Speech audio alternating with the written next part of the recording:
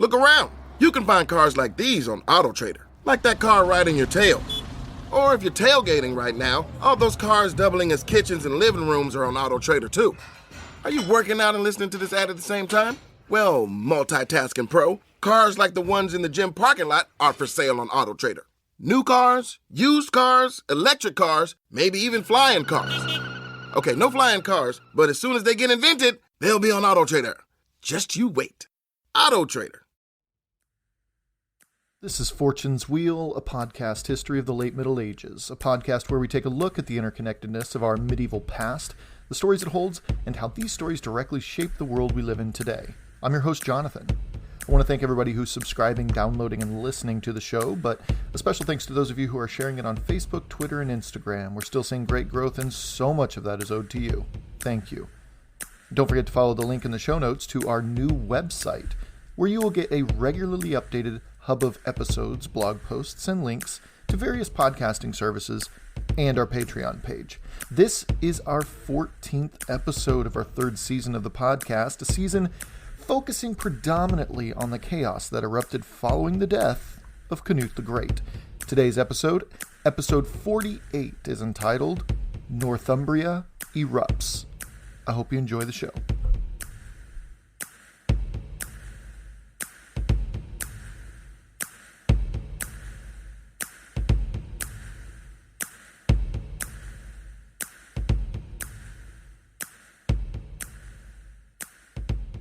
Northumbria, by the 11th century, already enjoyed a pretty rich history. In its origins, the Anglo-Saxon kingdom of Northumbria extended, as its name outright says, north from the River Humber. Yorkshire, Bamborough, Durham, these were included in the kingdom originally, but between the 7th and 9th centuries, it managed to extend well into modern-day Scotland to its north, and Strathclyde to its west. It was a coast-to-coast kingdom in its heyday, meaning it enjoyed the fruits of the North Sea as well as the Irish Sea. As for its fate as an independent kingdom, unfortunately, it wasn't meant to be. The monastery at Lindisfarne, as you all probably know, was attacked by Vikings, which kicked off what we call the Viking Age way back in 793. And as it was such a huge kingdom geographically, sitting on two coastlines, it was very difficult to protect itself against what would become a tsunami of Viking raiders leading up to the late 800s when the great Viking horde eventually took over Northumbria altogether. Not to mention every other Anglo-Saxon kingdom, that is, except for Alfred the Great's Wessex. Northumbria became, for all intents and purposes, a seat of Danish power, eventually making its capital at Jorvik, or as we know it today, the city of York, and the lands that encapsulated Danish authority became known as the Danelaw, even up to the days of King Edward in the mid-11th century. Though it was used as a term to describe the areas in which these Anglo-Danish peoples, seemed to be different than most others on the island. That is, they had a few generations of intermarrying between Danish and Anglo-Saxons, as well as the implementation of Danish customs, speech, culture, and politics into it all. Yorkshire, to put it lightly, was just a really different place in just about every regard. I say this with respect, of course. According to Mark Morris in his book, The Norman Conquest, quote, its inhabitants, for example, persisted in using a Scandinavian counting system for their money, and commissioned tombs and memorial crosses of an unmistakably Nordic design. More significant still, they spoke a language that was barely intelligible to their southern neighbors, littered with Scandinavian loanwords. End quote. Morris continues, quote, in Yorkshire, place names we commonly encounter the distinctive Danish by suffix, such as in Grimsby or Kirby. Elsewhere in England, shires were divided into subdivisions called hundreds and hundreds into hides. Well, Yorkshire was divided into ridings, wapentakes, and carricates. Even today, the major streets in York are designated by the Danish word gate, such as Coppergate and Swinegate. End quote. And I believe me, I understand I'm probably pronouncing some of these a little differently than our friends in Yorkshire would like me to. Maybe it's Swingate, but it's spelled Swinegate, so that's what I'm going with. And here's the key, though, to Morris's explanation of Yorkshire and the rest of Northumbria generally. He says, as a result, the north of England was politically divided.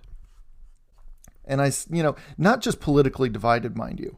Those in the north, the rougher, far more independent, and very Scandinavian peoples, looked on those south of the River Humber, especially those in Wessex, as, well, pretty boys. They had, in their estimation, softer climates, softer ground with which to farm, softer seas to sail, and softer sensibilities than the colder, harder, rougher north. And what did those softer southerners have to contend with? Psh, the Welsh? Yeah, well, Northumbrians had the Scots, so there. Yeah, nothing like a good old game of regional rivalry, right? Here in the States, we do the exact same thing today. In every one of the states, we all have our own jokes. In my home state of Indiana, as a way of poking fun at more rural communities, we tend to put Tucky at the ends of certain town names, which is essentially having a little fun with our southern neighbors of Kentucky. In the end, though, probably unlike Northumbrians of the 11th century, here it's all in good fun. I happen to love the lands of the states around me, and you just take your licks from your neighbors, too. Lord knows that Indiana gets made fun of, too, plenty. But again, this practice today doesn't exactly result in serious resentment, not all the time anyway, like it did 1,000 years ago. After King Alfred defeated the great Viking horde, converted its leader to Christianity, and established Wessex as the one Anglo-Saxon kingdom that never fell, they expanded and eventually consumed the island except for the Welsh kingdoms to the west and the Scottish clans to the north, creating the first united kingdom of England. No pun intended, that is. On the one hand, trading in Viking overlords for softer Anglo-Saxon ones was welcomed by Northerners, as it meant that, given the distances alone, they were more or less free to rule how they wanted, so long as they paid lip service to the House of Wessex, of course.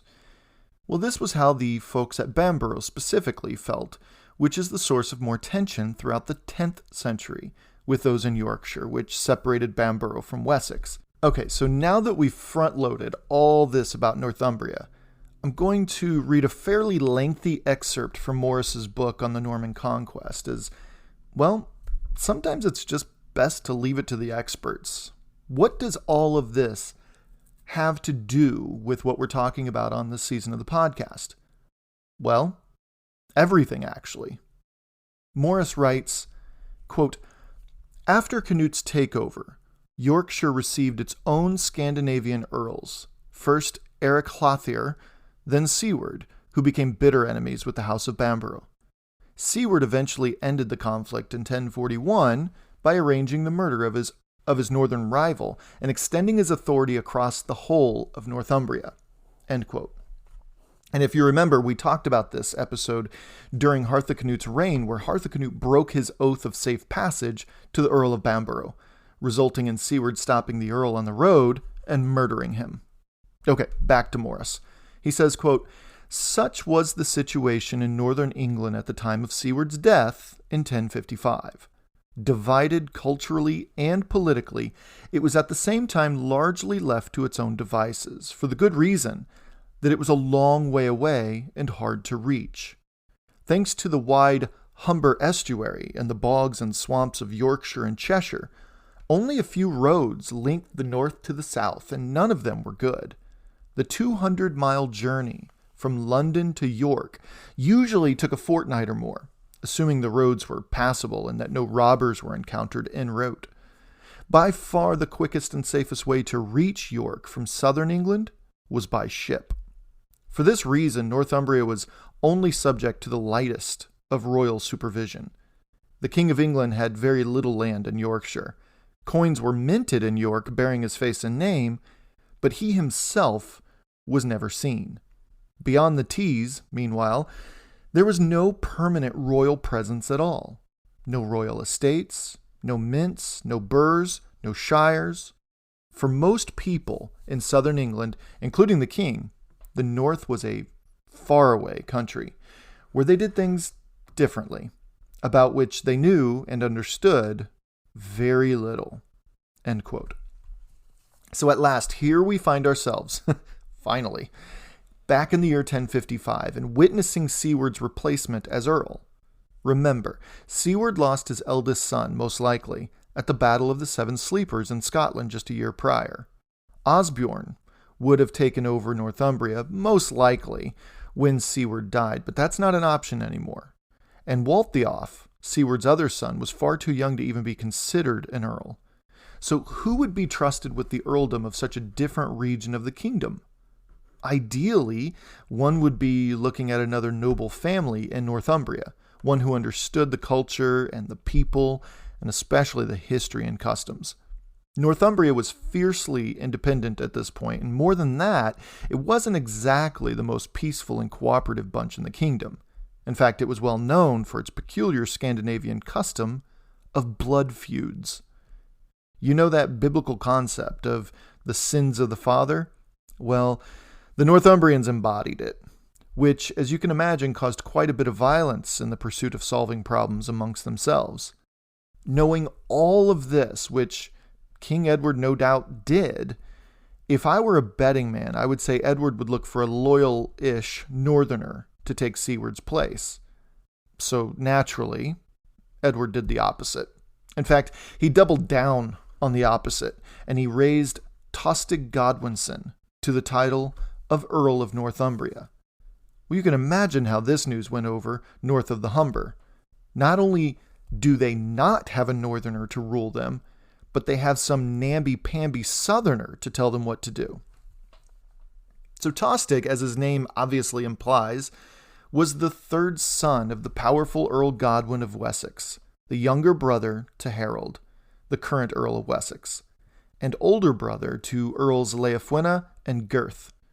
When it came to Northumbrians, familial stock meant quite a bit, and it seemed that Tostig's only saving grace was that he was half Anglo-Saxon and half Danish. And there's no telling what his initial level of acceptance was exactly, but we can infer from the complete lack of mention in the records that, at the very least, the Northumbrians gave him the slightest chance, because it took almost a full decade to hear the first legitimate big complaint.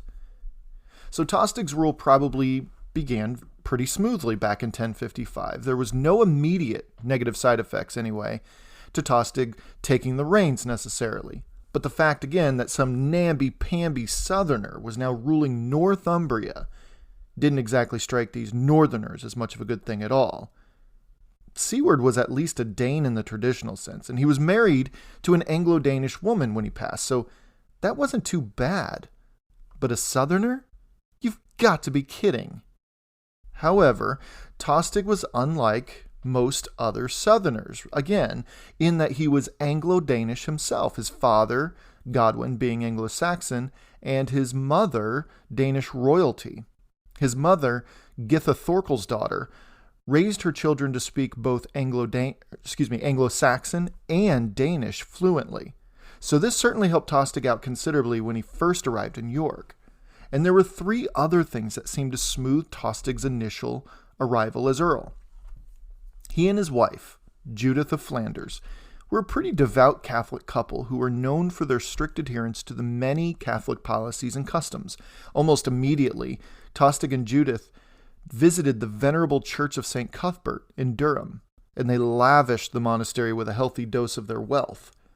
This was a great PR move, as it not only endeared the new Earl to the people who benefited in the surrounding areas, but it also bought an almost undying support by the monks there. Okay, so next, he lifted a local nobleman to the position of what you might call a deputy. His name was Copsig.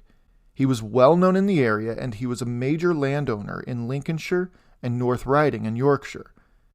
And finally, Tostig seemed to have continued the previous Earl's support of Malcolm Canmore in the young man's war for the crown of Scotland.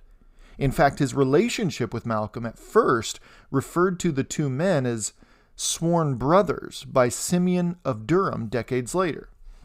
As for the Northumbrians, all of this was pretty good, acceptable at the very least. But in 1058, England was under attack again by the exiled Earl Elfgar, who had rallied none other than King Gruffydd of Wales and Harold Hardrada's son, Magnus, and proceeded to pound away at England. Earl Tostig seems to have dodged the bullet when it comes to taking the blame. These were seemingly lightning raids by skilled Norsemen who unleashed on the Irish Sea coastal settlements of Northumbria, where Strathclyde used to be.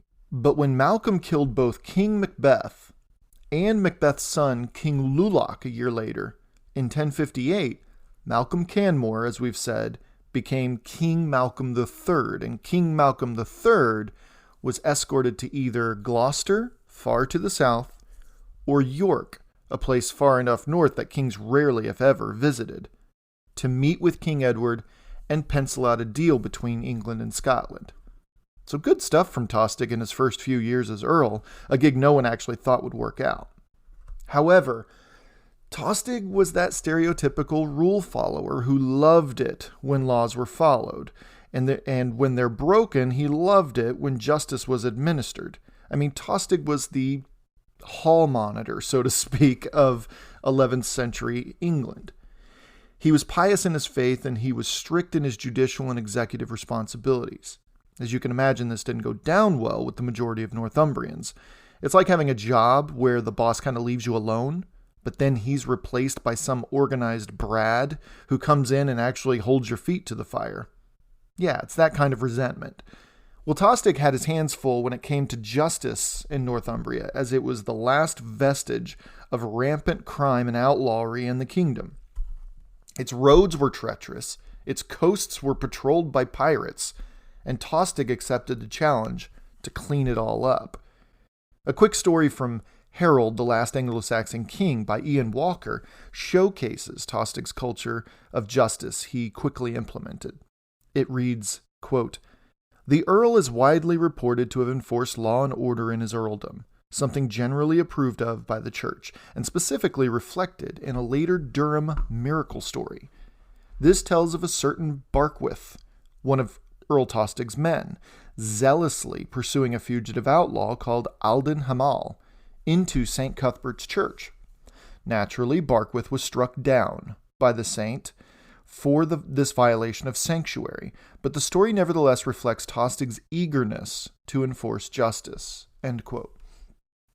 But then Walker goes on to say this, quote, "The Vita Edwardi also speaks of Tostig reducing, quote, the number of robbers by mutilating or killing them." End quote. So with a cleaning up the streets civic program underway, Tostig thought it wise to implement a new tax policy for the people of his earldom. And nothing gets you beloved by your people quite like talking about changing the established tax structure, resulting in more revenue in the hands of the government. Yeah, not exactly a recipe for success. And being Northumbria, the earldom with the least economic output of them all, and one whose fierce independence always seems to offer them quite a bit of latitude in the eyes of the king, well, they were also taxed, according to Mark Morris in that same book of the Norman Conquest, at 1/6 the rate of other regions. So you can imagine when that freedom from increased taxation was reined in by this Wessex guy. And so it was that in 1061, with Northumbria undergoing a bit of a slowly rolled out transformation, Tostig clapped his hands, smiled broadly, and walked away as a man proud of his accomplishments. While the rest of his earldom seethed quietly, Tostig and his wife, Judith, joined the rather large retinue of nobility and holy men heading south to Rome. It was time for a little good old-fashioned Catholicing. Now, full disclosure, sure, the chance to make the dangerous overland trip across France and Italy to Rome on pilgrimage was certainly enticing. But Tostig's real reason went much deeper than that. At the moment, there was an opening in the Archbishopric of York, the second most influential archbishopric in England, and as it is, Tostig could use all the help he could get in the north. King Edward, looking to set his new earl up for success, raised a man named Eldred to the post. However, and this is huge, this would be the second archbishop in England, alone without the support, or pallium, of the Pope. Not a great look for England. You may be wondering about Archbishop Stigand in Canterbury, but Stigand has been refused his pallium by successive popes since Leo, so there's probably no way he's ever getting one. Tostig's mission was to bring home a pallium for his new archbishop in York. But due to rumors of pluralism in England, pluralism being the practice of holding multiple ecclesiastical offices simultaneously, Pope Nicholas II refused Eldred the pallium. The trip was a disaster for England and for Tostig. So they headed north, despondent. And in walks Gerard of Galeria, a Tuscan man who had wrapped himself up in papal politics in previous years. He stole a large contingent of Tostig's entourage. Why? Well, he wanted to embarrass the Pope and turn the people across Christendom against the Pope, replacing him with one Gerard was more acquainted with. One member of Tostig's crew was most likely along for the ride solely as an insurance policy. A young man named Gospatrick was of the House of Bamborough. His father was Uhtred the Bold, the ealdorman of Bamborough, who was sentenced to die in 1016 by King Canute. And Gospatrick's elder brother, you might remember, Earl Eadwulf of Bamborough, and he was the guy Hartha Canute granted safe passage to, as we mentioned earlier on the show, to allow Earl Siward of Northumbria to murder him as he crossed southbound through Yorkshire, and then Siward then usurped his earldom into Northumbria, we see here in the early 1060s. Well, this Gospatrick of Bamborough, being of nobility, not only spoke the part of a nobleman, but he dressed it as well. When this Tuscan, Gerard, held up the large party of pilgrims, instead of Tostig stepping forward as the highest-ranking member present, Gospatrick beat him to it, thus taking one for the team, you could say. As Tostig marched swiftly back to Rome, Gospatrick was soon outed, and instead of killing the young man, Gerard applauded his cunning and audacity, as Morris puts it, and released him. Here's what Peter Rex's take on what happens next in his book Edward the Confessor. He says, quote, Tostig, meanwhile, had stormed back to Rome and furiously confronted an embarrassed pope. He insisted that the fact that his embassy had been attacked while under the pope's protection was an outrage, meriting withdrawal of the payment of Peter's pence, the subsidy paid by the English to Rome. He berated the Pope for not securing the safety of travelers and declared that no one would fear excommunication by a Pope unable to control the surroundings of Rome itself. Nicholas and the cardinals, alarmed at the prospect of losing such a lucrative source of revenue, caved in. Tostig was invited to sit in synod with the Pope, and a compromise was worked out to allow Eldred his pallium. Essentially, the compromise was this. 1. Pope Nicholas II excommunicated Gerard of Galeria. 2.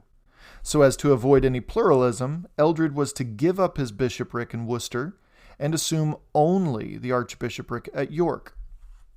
3. King Edward had to accept the Pope's legates to oversee the new appointment at Worcester, as well as allow, I suppose we could call it, an audit of the state of the English Church, which in the end checked all the boxes, and England got a glowing report back in Rome.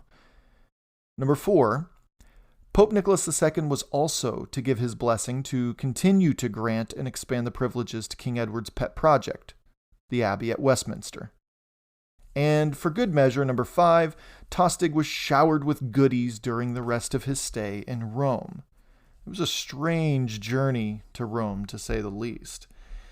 And when Tostig returned with stories for his king, his friends, and his family, well, he learned that King Malcolm III of Scotland, his quote-unquote sworn brother, had taken the Earl's absence as a green light to first attack the cradle of English Christendom, the Abbey at Lindisfarne, and then leading a much more complicated invasion of the Scottish lowlands called Cumbria, currently in the realm of Northumbria since 1016, when the kingdom of Strathclyde folded into Northumbria.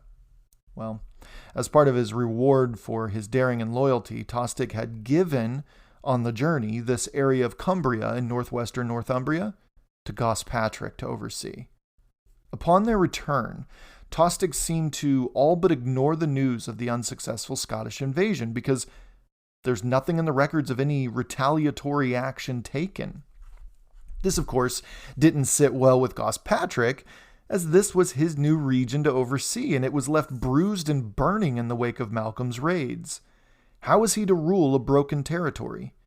In addition, there is evidence that could swing either way on this, but Malcolm's invasion might not have been entirely fruitless, because Gospatrick was seriously miffed about something in the records.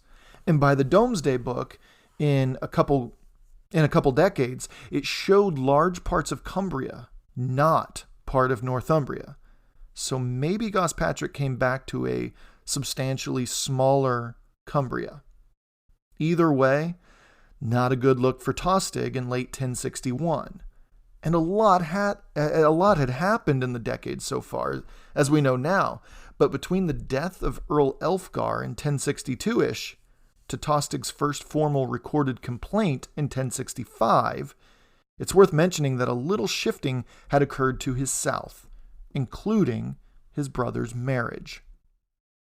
Yeah, so up to the early 1060s, Harold Godwinson, surprisingly, never officially married anyone, though he had an intelligent, beautiful woman named Edith the Fair, not to be confused with Harold's sister, Queen Edith Swanneck, which can also be translated to the Fair. Ew. Whom he fathered no children with, but oddly the relationship seemed to match what in a couple centuries would amount to a genuinely loving, romantic, chivalric relationship. Something nearly unheard of in the 11th century. It's strange in my opinion, but he was rumored to be with this lady until the death of Earl Elfgar and King Gruffydd. It seems like a non sequitur, but it actually weaves nicely into the narrative here. See, if you remember, Elfgar had given his daughter, another beautiful, intelligent woman named Edith, to King Gruffydd as a way of solidifying peace between Mercia and Wales, which resulted in Elfgar's exile and the year 1058 that was so traumatizing that the chroniclers could only manage to say that to describe it all would be simply too tedious a task. Well, with both Elfgar and Gruffydd dead, and with Elfgar's son, Edwin, as the new Earl of Mercia, a new leaf could be flipped, one could say. There's a lot of conjecture concerning Harold Godwinson's marriage to Edith the Fair, but this is my best estimation based on the records and texts I've read. By Harold marrying Edith the Fair, it essentially locked down the already chaotic post-Gruffydd Wales. Wales no longer had any inroads in England, so they were kind of left to duke it out amongst themselves, you could say. Next, by Harold marrying Edith the Fair, it established a potentially prosperous link between the earldoms of Wessex and Mercia, and by extension, Mercia with the Midlands, East Anglia, and Northumbria, all regions held by the Godwinsons. And finally, by Harold marrying Edith the Fair, Harold could officially begin his own path towards succession in the earldom of Wessex. Now, this marriage could also do something else that we'll get into in a little bit, so hang on tight to that last point I want to make on Harold and Edith's marriage. So let's head back north now and check out the implications of Tostig's decision not to seek any sort of retribution against King Malcolm III for the Scots' invasion of Cumbria. Gospatrick, remember, was the grandson of Uhtred of Bamborough and brother of Earl Eadwulf, and he was feeling pretty betrayed by Tostig at that decision at this point. But there was something else simmering in 1062 that didn't help Tostig out at all either. It turns out that by promoting Gospatrick, he sent a shot across the bow of Northumbrians loyal to Siward's son and heir, Waltheof. Not only was Waltheof too young at the time of Siward's death to become Earl, but now the new Earl is raising those associated with the House of Bamborough amongst the northern nobility. This was in direct opposition to what Siward had done. So Tostig began to hear murmurings of his own opposition. What happens when the strong men in society begin to feel pinched? They retaliate in the only way they know how. They squeeze their grip tighter and tighter. This could have manifested itself in taxes and fines and whatnot, but I'm inclined to think that Tostig's sense of justice was probably the route he took.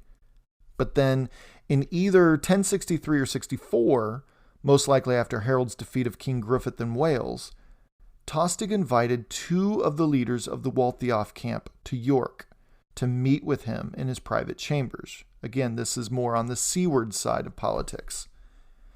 Gamal, son of Orm, and Ulf, son of Dolphin, were led into the chambers where they were most certainly debriefed on what was at stake here. And when Gamal and Ulf refused to budge, Tostig murdered them, both where they stood. For Northumbrians, this was beyond outrageous. This was akin to defying your own order of safe passage. And in 1064, according to the Vita Edwardi, while everyone was gathered at King Edward's Christmas court enjoying some figgy pudding, on Queen Edith's orders, this Gospatrick was assassinated. For some reason. I mean, he obviously disagreed with Tostig about something, but exactly why isn't clear. I wish I had more to share because it all seems to have made some pretty big leaps here. But between the lack of records and the conflicting reports, it's a pretty difficult task to sort out. Without question, though, is that 1065 would be the beginning of the end of Tostig Godwinson. Northumbrian nobility then revolted, and it wasn't just some rebellion occurring 26 miles above the heads of the peasantry either. Everyone seemed pretty miffed by this point, as taxes are a thing nobody enjoys, especially raised taxes. Taxes, am I right? So Thanes Gamelbairn, Dunstan, and Gluniarn are mentioned in the records as being members of the opposition to Tostig, which is saying something in that it seemed to be pretty widespread. When referring to these taxes, Ian Walker in his book Harold, the Last Anglo-Saxon King says, quote, Earl Tostig seems to have made the mistake of attempting to redress this anomaly and impose on the northern shires a level of tax closer to that found in the rest of England. The exact change made is unfortunately unknown, but that it may have caused the rebellion is suggested by the widespread participation of minor thanes in this revolt, all of whom, naturally, would be affected by such a change. Thus, Chronicle C speaks of the participation of, quote, all the thanes of Yorkshire, end quote, and not that, quote, all Tostig's earldom unanimously deserted him, end quote. While Chronicle D adds, quote, all the thanes of Northumberland, end quote, as well. The rebellion was also led by fairly minor figures in contrast to the leaders of other revolts, such as Earls Godwin and Elfgar, end quote. Okay, so very quickly, records indicate that Tostig went on a little bit of a rampage in the early parts of 1065, administering what Walker calls arbitrary justice, including killings and forfeitures. This isn't exactly a recipe for success, especially after all that's happened. But here is where a comparison of Tostig's tenure and Siward's tenure as Earls of Northumbria are worth a look. To me, it boils down to one thing that separated Siward from Tostig, and that is the fact that Siward never had any large rebellion happening on his watch. Sure, blood feuds occurred, but that was to the Northumbrians as baseball is to Americans. Intergenerational family blood feuds was a Northumbrian pastime. So each earl had plenty of that happening, but what's different was that, on top of excessive taxation and levies, Tostig Godwinson pushed his way between two feuding families to impose some of that good old-fashioned hall monitor Tostig justice. It's like walking out onto the field and taking the ball away from the pitcher. So on October 3rd, 1065, thanes across Yorkshire took the city of York itself and ran out or murdered all who were loyal to Earl Tostig. They stole Tostig's money straight out of his treasury, and they murdered Tostig's huscarls, Amund and Ravenswort. This was no longer a grumbling opposition. This was war. Copsig, Tostig's right-hand man, escaped somehow, but no word as to where he was during the initial attack. Thanes from across Northumbria met quietly and decided their next course of action. They decided to have a vote, not on who their leader should be, but who their leader shouldn't be. And they essentially voted Tostig out of the gig of Earl of Northumbria, which ultimately is laughable because King Edward was really the only one with that authority. But you can't help but admire these little sparks of representative government there in the hills and bogs of northern England in the 11th century, a testament to their independent natures. These thanes declared Tostig an outlaw. And then they held another vote, a vote as to whom they wanted their leader to be this time. And they voted on a man named Morcar, which is really interesting too. If Northumbria ever actually had gotten along with their southern neighbors, one could make the case that Mercians to them were somewhat tolerable. And Morcar was the younger brother of Earl Edwin of Mercia, both sons of the late Earl Elfgar and grandsons of Siward's longtime ally, Earl Leofric of Mercia. It seems a political shift is also occurring in the north in 1065.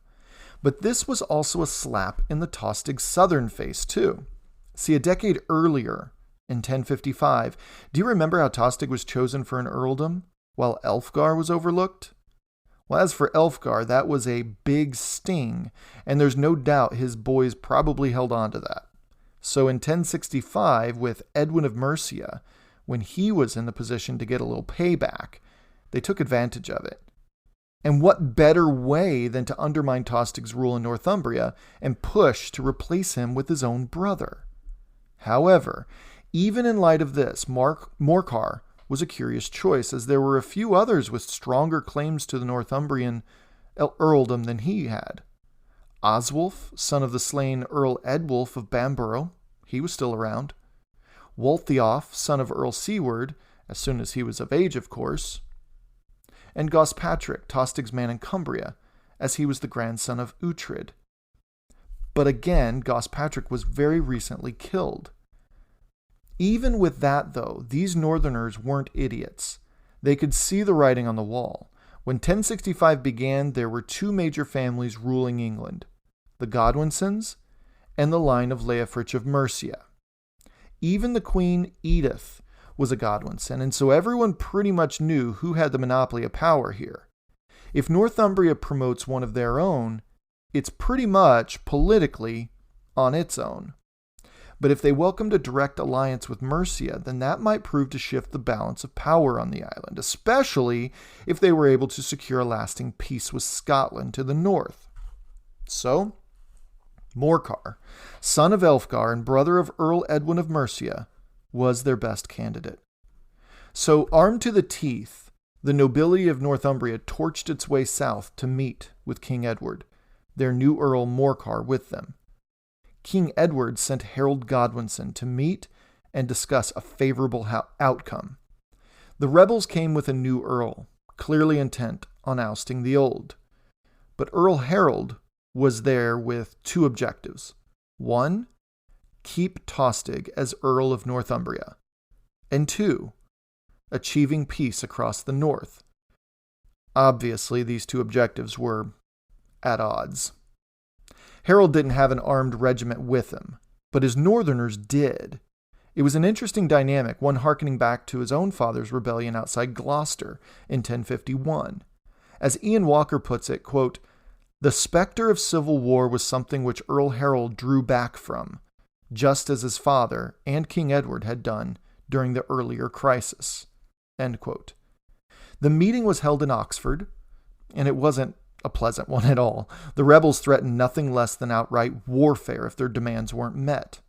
There would be no negotiation, much to Harold's dismay. And one thing is worth mentioning that plays into Harold's actions during this period. See, Harold Godwinson, he was sent to Normandy, curiously, in 1064, a year earlier. Why?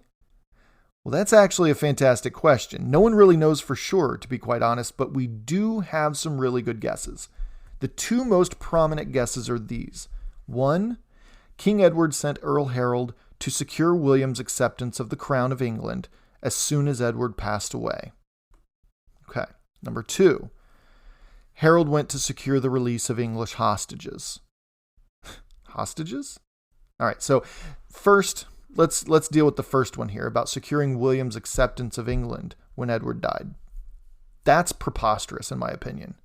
First of all, why would an English monarch commit his kingdom to a foreign duke?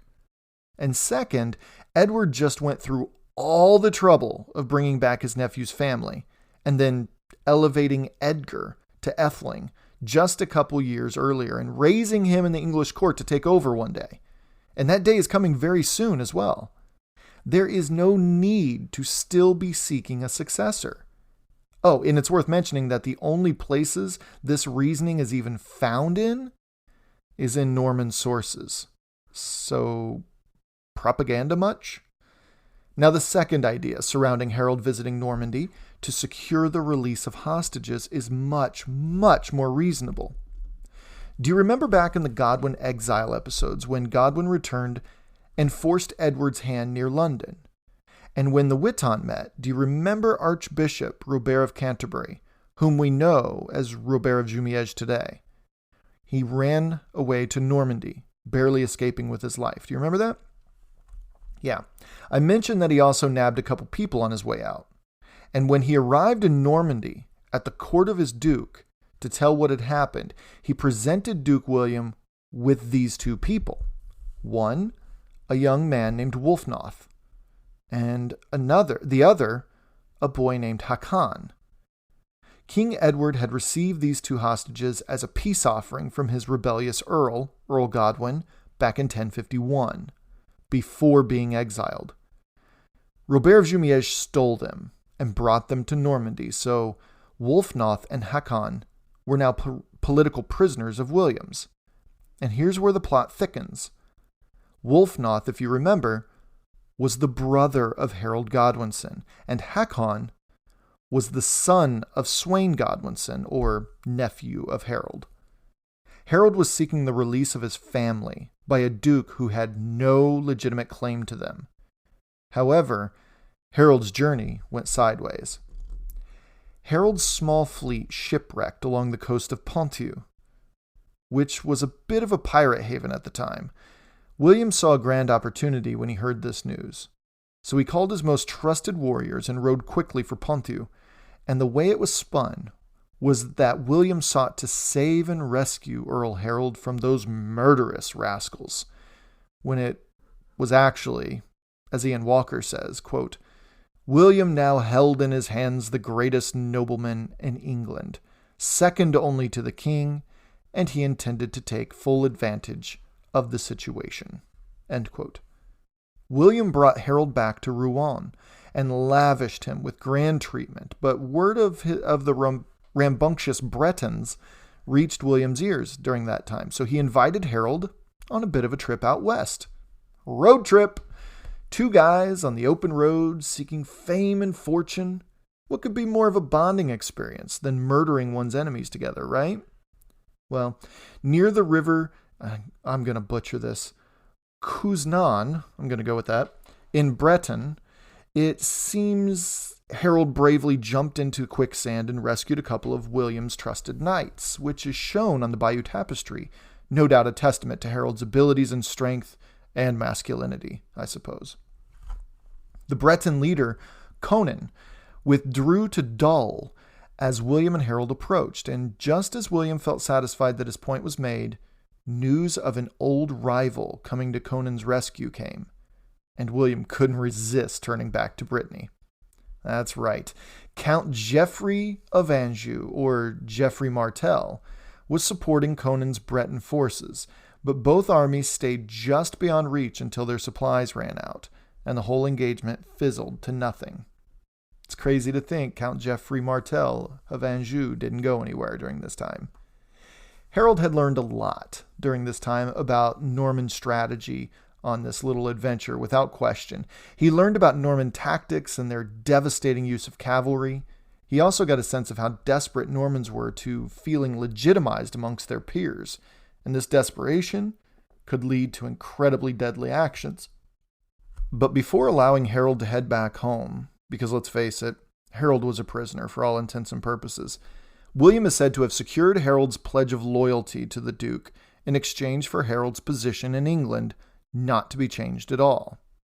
Remember how serious the oath was to 11th century politics around Europe. It was the basis for judicial procedure and social relations, as Walker describes it. So when the events of 1066 finally played out, you'll see the outrage that William had toward Harold. But let's not jump ahead quite yet. It's also necessary that we mention this story as only being found on the Bayeux Tapestry and in Norman records. Nowhere in the Anglo-Saxon chronicles, even after the conquest, is Harold's trip even mentioned. Has propaganda struck again? With all this in mind, Harold is meeting with the Northumbrians in 1065 after his Norman adventures, and he is well aware of William's intentions and his capabilities. If he risked Northumbria being an all-out revolt, and Edward dies before young Edgar Atheling could wear the crown, then England could be put in a very, very difficult situation. Should he side with his brother and have Northumbria remain in rebellion? Or should he concede and make peace before it's too late?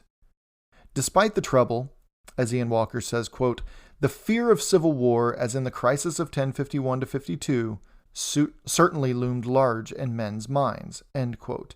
And I keep repeating that for a reason. The events of 1051 and 52 truly affected the Kingdom of England. At their very core, the nobility was shocked that it could possibly come to those levels of aggression, and the possibility of civil war did loom large in the minds of those living at the time and making these decisions. So Harold had a very difficult choice to make, regardless of the fact that, as Peter Rex says in his book Edward the Confessor, quote, Edward began to rage furiously, issuing orders for the fyrd to be called out and the rebellion to be crushed. But cooler heads, led perhaps by Earl Harold, counseled that it was inadvisable to attempt a campaign at that time of year, as winter was fast approaching and the weather was already changing. They stressed the difficulty of raising sufficient men in time. Most of all, though, they expressed horror, as in 1051, at the prospect of civil war, and strove to calm the raging spirit of the king's urging that no attack should be mounted, but that negotiations should continue. End quote. The negotiations moved to Northampton, and King Edward inched closer at Oxford while the proceedings occurred. These northern armies were at that point right against the borders of a friendly Mercia and a potentially hostile Wessex. And there were ugly scenes reported in those areas while negotiations proceeded. It didn't matter that one side was doing everything to avoid war. The other side was going to see to it, if necessary.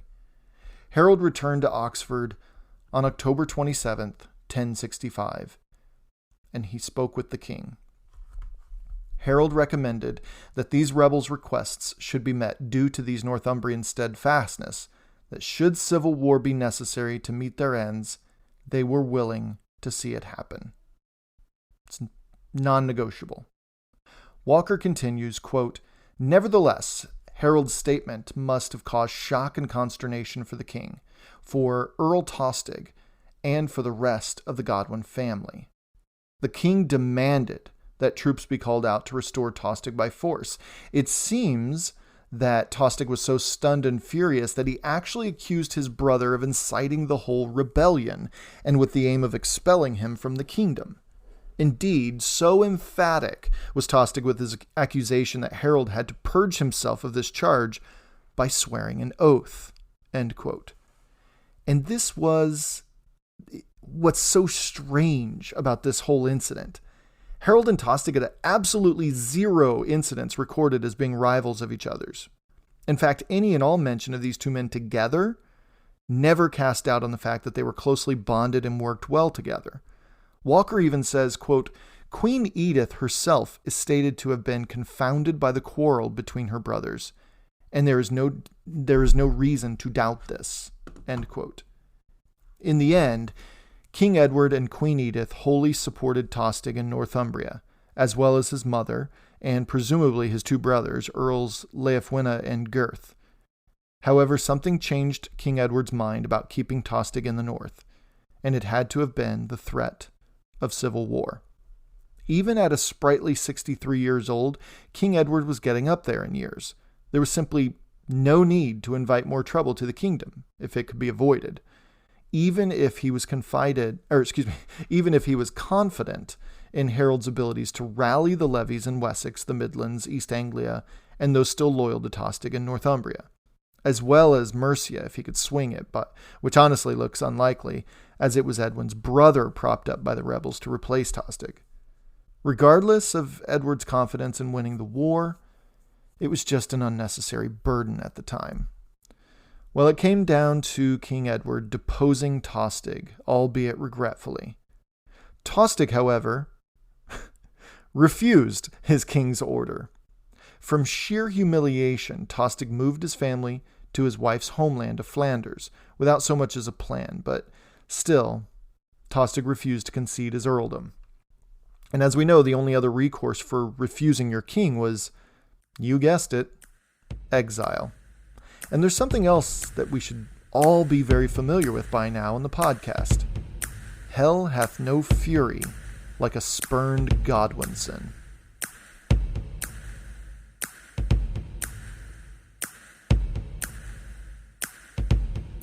I hope you enjoyed today's episode about the rift cracking open between Harold and Tostig Godwinson, as well as the rift cracking open between England's north and its south. Please keep sharing the show on your favorite podcasting service, and please don't forget to contact the show at fortuneswheelpodcast@gmail.com with topic suggestions, questions, concerns, and even corrections. The link to the new website is up and running, so head over there for updated episodes and blogs and news too. Also, please consider supporting the show on Patreon or Anchor, or even just heading over to Apple Podcasts and leaving a 5-star review. It really does go a long way. Next week? At last. Next week's 1066. You know you can tell a lot about a person by how they spend their time, and I want to thank you for spending your time learning about our shared past here on Fortune's Wheel Podcast. Until next time.